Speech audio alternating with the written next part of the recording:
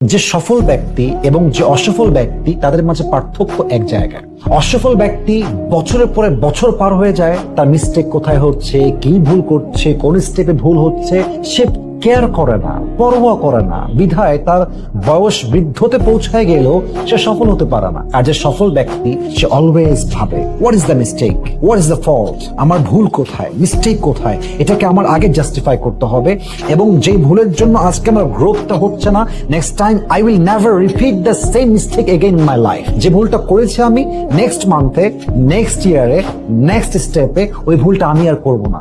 এই পার্থক্যটাই হচ্ছে সফল আর অসফল ব্যক্তির মাঝে। অতএব আপনি যদি রোগকে ঠিক করতে চান, রোগের কারণ যেমন বের করতে হয়, ঠিক তেমনি ভাবে যদি আপনি সফল হতে চান, আপনার মিস্টেক কোথায়, ভুল কোথায়, আপনার ভুলকে আগে জানুন, নিজের ভিতরে পরিবর্তন আনুন। নেক্সট টাইম সফলতা আপনাকে স্পর্শ করবে ইনশাআল্লাহ।